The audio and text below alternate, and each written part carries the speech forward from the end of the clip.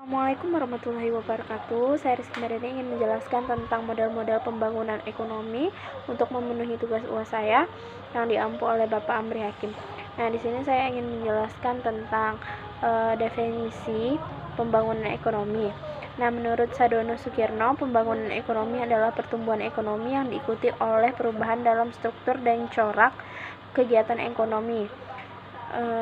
Sedangkan Lincoln Arshad mendefinisikan pembangunan ekonomi sebagai suatu proses menyebabkan kenaikan pendapatan real per kapita penduduk suatu negara dalam jangka panjang dan disertai oleh perbaikan sistem kelembagaan.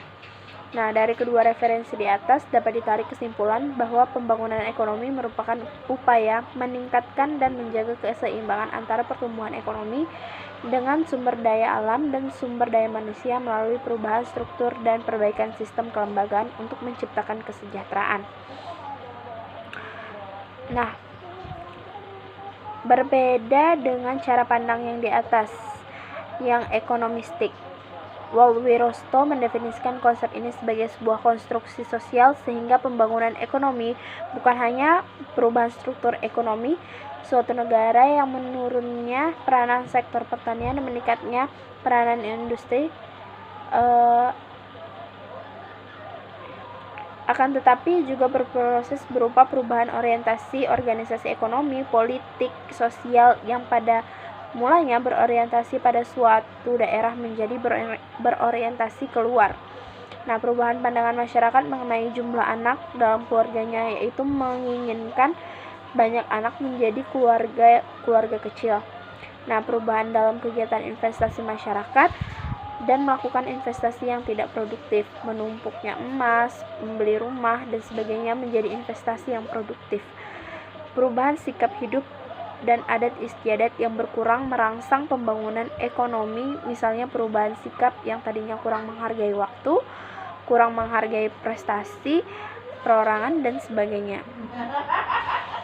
Nah, selanjutnya adalah tujuan pembangunan. Mainstream ekonom melihat tujuan pembangunan berhenti pada titik pertumbuhan ekonomi. Konsepsi ini kemudian diperluas oleh United Nations Development Program ke dalam Millennium Development Goals MDGs, berupa menanggulangi kemiskinan dan kelaparan. Tujuan ini memiliki target besar, yaitu menurunkan populasi dunia sebesar $10.000 dan menurunkan angka kemiskinan.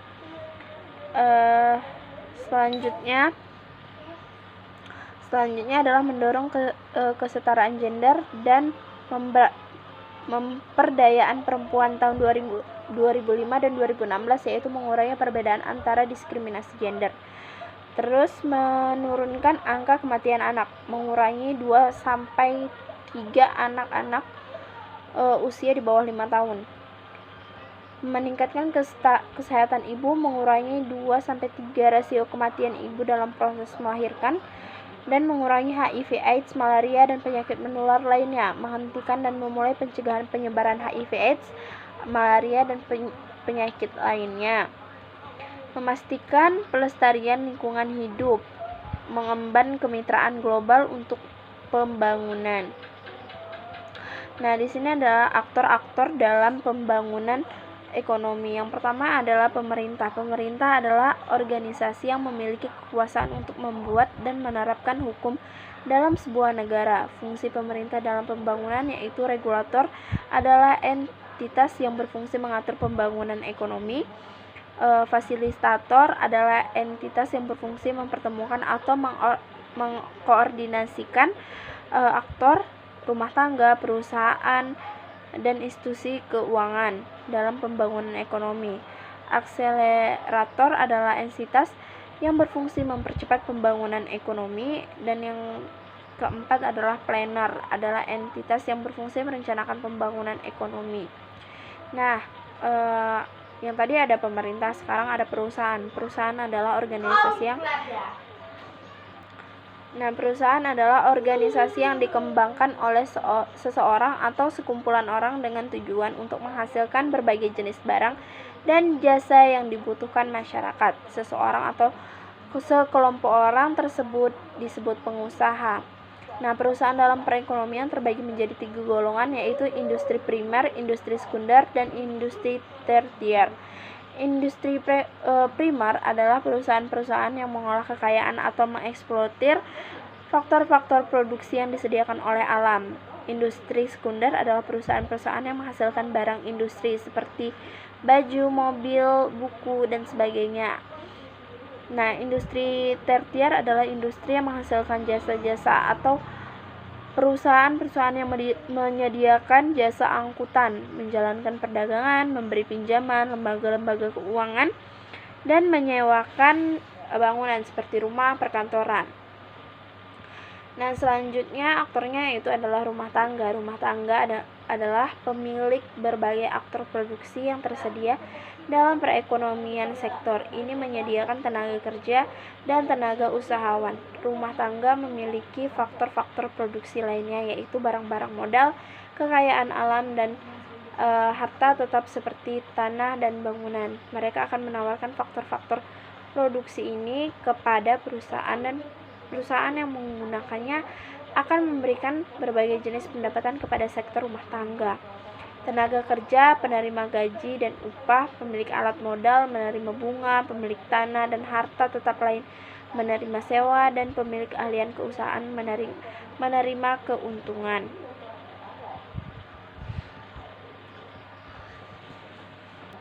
Nah, selanjutnya adalah ideologi pembangunan. Ideologi adalah sebuah cara berpikir, system of thought, dan kepercayaan yang dengannya individu dan kelompok menjelaskan bagaimana sistem sosial mereka bekerja serta prinsip apa yang diterapkan. Artinya, dalam usaha meningkatkan pertumbuhan ekonomi melalui perubahan struktural, kita akan memulai dari sistem apa yang akan digunakan. Apa aja unit-unit dan fungsinya serta prinsip-prinsipnya. Nah, di sini ada beberapa ideologi dalam pembangunan ekonomi. Yang pertama adalah liberal klasik. Nah, dalam bukunya Adam Smith yang Wealth of Nation tahun 1776, Adam Smith berargumen bahwa keuntungan akan diperoleh oleh semua pihak jika pasar dibiarkan bekerja dengan bebas tanpa intervensi negara.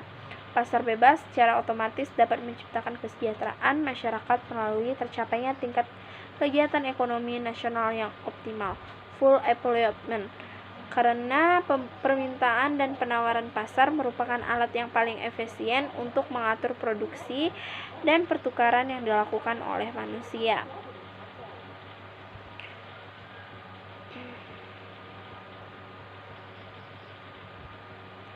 Selanjutnya adalah Joseph Schumpeter berargumen bahwa dalam jangka pendek, kapitalisme merupakan sistem paling baik untuk menciptakan pembangunan ekonomi yang pesat namun akan mengalami stagnansi dalam jangka panjang. Sistem kapitalisme akan membentuk barang-barang konsumen baru, metode baru, produksi tata transportasi baru, pasar baru, bentuk-bentuk baru dari organisasi industri sehingga kapitalisme tidak henti-hentinya merevolusi struktur ekonomi dari dalam atau menghancurkan struktur yang lama. Dengan demikian, kapitalisme menjadi sistem paling baik dalam menciptakan pertumbuhan ekonomi dalam jangka pendek dengan berbagai inovasi yang ada. Terkait stagnasi kapitalisme dalam jangka panjang, Schumpeter memulai analisisnya dengan memisalkan bahwa perekonomian sedang dalam keadaan tidak berkembang, tetapi keadaan ini tidak akan berlangsung lama. Pada waktu keadaan tersebut berlaku, segolongan pengusaha menyadari tentang berbagai kemungkinan untuk mengadakan inovasi yang menguntungkan, didorong oleh keinginan memperoleh keuntungan dari mengadakan pembaruan tersebut. Mereka akan meminjam modal dan melakukan penanaman modal. Inovasi yang baru ini akan meningkatkan kegiatan ekonomi negara sehingga pendapatan masyarakat akan bertambah dan tingkat konsumsi menjadi bertambah tinggi. Kenaikan tersebut akan mendorong perusahaan-perusahaan untuk menghasilkan lebih banyak barang dan melakukan penanaman modal baru. Nah, selanjutnya adalah teori materialisme. Sejarah dari Marx bertujuan untuk menjelaskan evolusi sistem pembangunan ekonomi mulai dari feodalisme, kapitalisme, revolusi sosialis, dan terakhir masyarakat komunis masa depan. Teori ini berargumen bahwa ketegangan dalam bidang ekonomi, khususnya hubungan produksi, berupa pertentangan kepentingan antara kelas pekerja dan pemilik modal, merupakan penggerak evolusi sistem pembangunan ekonomi. Nah, berikut adalah elaborasi Marx terhadap setiap tahap evolusi pembangunan ekonomi. Yang pertama adalah feodalisme. Tahap ini ditandai oleh pembagian kelas sosial berupa kelas yang atas yang ditempati oleh raja dan bangsawan, sedangkan kelas bawah ditempati oleh masyarakat biasa. Hubungan kedua kelas ini adalah kelas atas mengeksploitasi kelas bawah dan terinstitusionalisasikan dalam nilai-nilai adat berupa perasaan, sikap, upacara, dan intelektualitas dalam hubungan produksi. Rakyat bekerja sebagai petani, penggarap, sedangkan hasil pertanian dikuasai oleh bangsawan sebagai pemilik tanah. Nah, selanjutnya adalah kapitalisme, merupakan sistem pembangunan ekonomi yang didasarkan pada hukum tawar-menawar di pasar, di mana terdapat kebebasan dari pembatasan oleh raja dan bangsawan. Sistem ini lahir dari perkembangan sektor ekonomi dari pertanian ke manufaktur, sehingga memunculkan kelas sosial baru yang disebut dengan pemilik modal atau bourgeois, yang mengontrol proses produksi berdasarkan permintaan pasar dengan tujuan mendapatkan keuntungan akumulasi kapital. Nah, selanjutnya adalah revolusi sosialis, kondisi peningkatan produktivitas perusahaan. Ketika dihadapkan dengan rendahnya upah buruh pada sistem kapitalis, menciptakan kondisi kelebihan produksi di mana gudang dan toko penuh dengan barang-barang kebutuhan, akan tetapi masyarakat tidak mampu membelinya karena rendahnya daya beli buruh.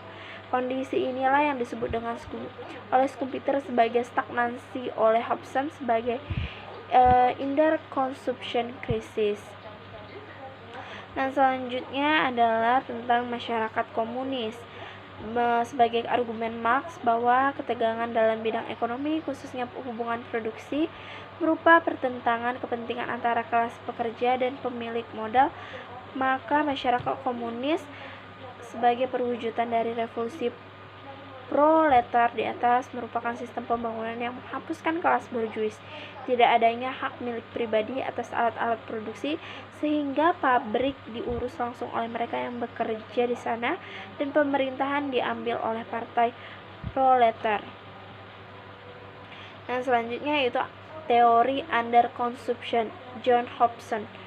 Sebagai diargumenkan Schumpeter bahwa sistem kapitalisme dalam jangka panjang akan mengalami stagnasi, maka teori Hobson dalam menjelaskan fenomena tersebut berangkat dari asumsi bahwa pertumbuhan ekonomi harus ditopang oleh keseimbangan peningkatan produksi dan konsumsi. Menurutnya, peningkatan efisiensi teknik organisasi industri telah menyebabkan peningkatan output industri, sedangkan keuntungan dari peningkatan tersebut tidak terdistribusikan oleh upah yang layak kepada pekerja, karena kelas kaya atau pemilik modal menumpuk keuntungan untuk investasi. Akibatnya, peningkatan kuantitas produksi tidak seimbang dengan peningkatan konsumsi. Kondisi inilah yang diabstraksikan oleh Hobson sebagai under consumption crisis.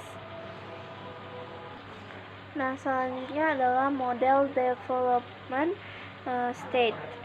Model development state oleh Claude Johnson mengabstraksikan kesuksesan kebijakan pembangunan ekonomi Jepang dari tahun 1925 sampai 1975. Johnson pembangunan 3 indikator dari model, yaitu pemerintah melalui birokrasi merupakan aktor utama dalam pembangunan, mulai dari perencanaan, pembuat RRU, pembuat keputusan-keputusan besar, mengontrol anggaran nasional dan sumber dari semua inovasi kebijakan dalam sistem pengusaha, merupakan koneksi politik dari penguasa. Hubungan antara ketiga aktor ini dikenal sebagai Japan Inc. atau segitiga besi, Iron Triangle. Agar konsep in cooperation ini bisa bekerja, maka stabilitas politik harus dijaga melalui permintaan oposisi. Nah, Selanjutnya adalah pemerintah Jepang memberikan prioritas pada industri bernilai tinggi dan berdasarkan pada teknologi, terutama teknologi dari barat yang amat diperlukan untuk industrialisasi. Mesin-mesin hasil teknologi mutakhir diimpor, teknisi luar negeri didatangkan ke Jepang, dan orang-orang Jepang dikirim ke luar negeri untuk training dan pendidikan. Pemerintah juga berupaya meningkatkan promosi ekspor ke pasar internasional dengan mempertahankan nilai rendah mata uang yen. Pada tahun 1949 ditetapkan 365 yen Jepang untuk 1 dolar Amerika. Bertepatan ini dirancang untuk membuat semua industri Jepang dapat kompetitif dalam pasar internasional. Nilai ini tetap rendah sepanjang tahun 1950-an dan 1960-an ketika yen Jepang mulai mengambang pada tahun 1973. Pemerintah Jepang tetap melakukan intervensi yang ketat terhadap sistem moneternya. Nah, selanjutnya adalah level analisis domestik. Yang pertama adalah teori entrepreneurship. Joseph S. Schumpeter. Pengusaha adalah seorang yang berani mencoba dan melakukan ide-ide baru atau inovasi untuk melakukan pertumbuhan ekonomi, atau golongan yang terus-menerus membuat perubahan atau inovasi dalam kegiatan ekonomi. Inovator merupakan orang yang memperkenalkan gagasan, metode yang baru, meliputi memperkenalkan barang-barang baru, mempertinggi efisien cara memproduksi dalam menghasilkan suatu barang, memperluas pasar sesuatu barang ke pasaran-pasaran baru, mengembangkan produksi bahan mentah yang baru, mengadakan perubahan-perubahan dalam organisasi dengan tujuan mempertinggi keefisienan kegiatan perusahaan. Nah, kalau inventor merupakan orang yang menciptakan atau merancang sesuatu yang sebetulnya tidak ada. Kondisi yang melatar belakangi pengusaha melakukan inovasi yaitu karena segolongan pengusaha menyadari tentang berbagai kemungkinan untuk mengadakan inovasi yang menguntungkan. Kondisi yang melatar belakangi pengusaha untuk melakukan inovasi adalah adanya lingkungan yang menunjang kreativitas beberapa wira swasta untuk merintis atau mencoba menerima ide-ide baru dalam kehidupan ekonomi. Inovasi atau pengusaha menciptakan pertumbuhan ekonomi melalui diperkenalkannya produk baru yang sebelumnya tidak ada, diperkenalkannya secara berproduksi baru, pembukaan daerah-daerah pasar, penemuan sumber-sumber bahan mentah baru, serta perubahan organisasi industri sehingga efisien industri. Selanjutnya yaitu adalah teori tabungan dan investasi, Harold Domar. Teori ini berargumen bahwa pertumbuhan ekonomi ditentukan oleh tingginya tabungan dan investasi. Kalau tabungan dan investasi rendah, pertumbuhan ekonomi masyarakat atau negara tersebut juga akan rendah. Tabungan adalah bagian dari pendapatan rumah tangga yang tidak dibelanjakan dan disimpan dalam institusi keuangan. Sedangkan investasi merupakan pengeluaran atau penanaman modal perusahaan untuk membeli barang-barang modal dan perlengkapan produksi guna menambah kemampuan memproduksi barang-barang dan jasa yang tersedia dalam perekonomian. Nah, kondisi-kondisi yang mempengaruhi investasi adalah tingkatnya keuntungan yang diramalkan akan diperoleh, suku bunga, ramalan mengenai keadaan ekonomi di masa depan, kemajuan teknologi, tingkat pendapatan nasional, dan perubahan-perubahannya, keuntungan yang diperoleh perusahaan-perusahaan. Sedangkan investasi adalah sebagai berikut. Foreign direct investment adalah merupakan penanaman modal asing. Penanaman modal dalam negeri adalah penanaman modal dari pengusaha domestik. Selanjutnya adalah teori modernisasi. Teori modernisasi menekankan analisis tingkat negara, menganggap bahwa faktor-faktor internal seperti nilai-nilai tradisional dan tidak adanya investasi modal menghambat pembangunan. Teori ini berargumen bahwa ada gerak maju linear dari masyarakat primitif atau tradisional ke masyarakat modern melalui proses industrialisasi.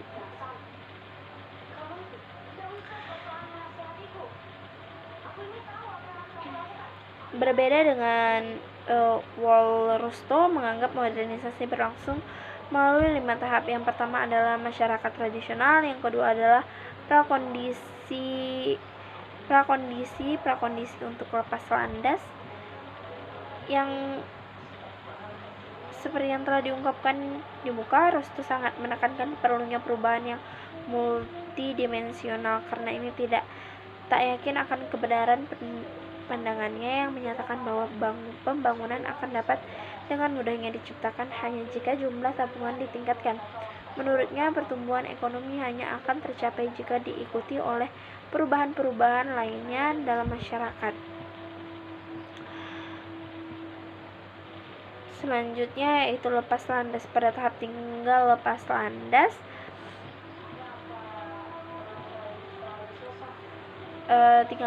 pertumbuhan ekonomi selalu terjadi pada awal tahap ini. Terjadi perubahan yang drastis dalam masyarakat seperti revolusi politik, terciptanya kemajuan yang pesat dalam inovasi berupa terbukanya pasar-pasar baru. Sebagai akibat dari perubahan-perubahan tersebut secara teratur dan akan terciptanya inovasi-inovasi yang meningkatkan investasi.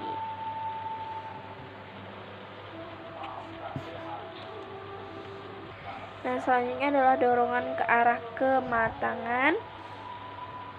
Dan selanjutnya yaitu adalah abad konsumsi massal. Nah, selanjutnya adalah level analisis internasional. Teori ini berangkat dari asumsi bahwa negara-negara memiliki perbedaan sumber daya alam, iklim, komposisi, dan skill tenaga kerja, serta tingkat teknologi yang membuat negara-negara tersebut mampu memproduksi barang tertentu secara berlebih, murah, dan efisiensi dibandingkan negara-negara lainnya. Selanjutnya adalah teori ketergantungan. Teori ini bertujuan menjelaskan kepada negara-negara prakapitalis menjadi terbelakang, khususnya Amerika Latin, ketika integrasi ke dalam sistem ekonomi dunia kapitalis.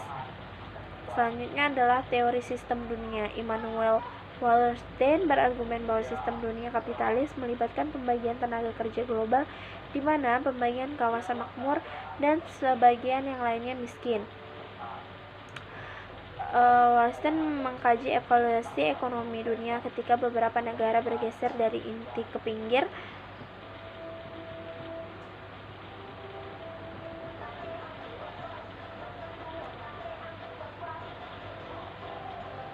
Kepinggiran dan luar.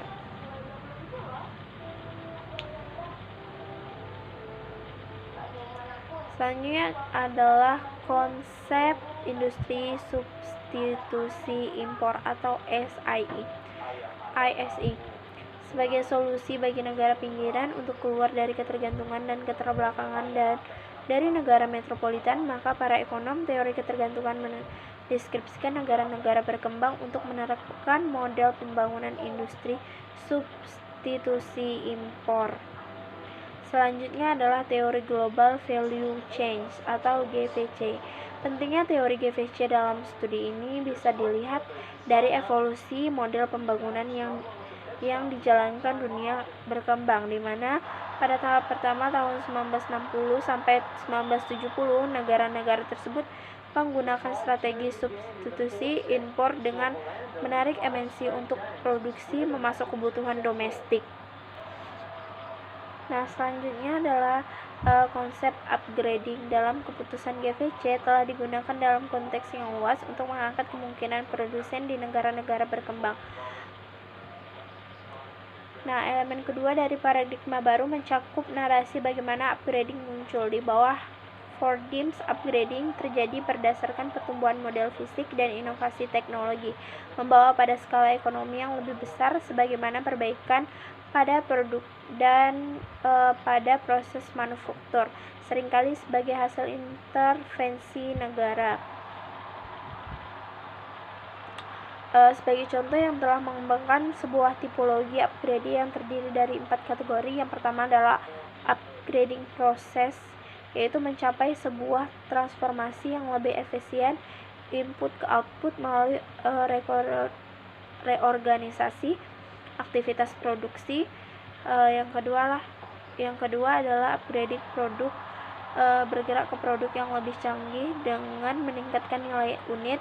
Yang ketiga adalah upgrading fungsi, memperoleh fungsi baru atau meninggalkan fungsi lama yang meningkatkan keahlian aktivitas. Yang keempat adalah upgrading intersektoral, menerapkan memperoleh kompetensi dalam satu fungsi pada sebuah rantai dan menggunakan dalam sektor atau rantai yang berbeda.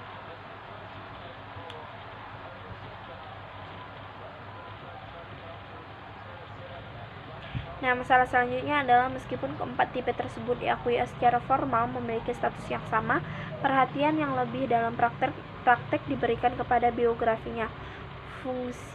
Fungsional dalam kontribusi awal terhadap diskusi upgrading dalam GVC.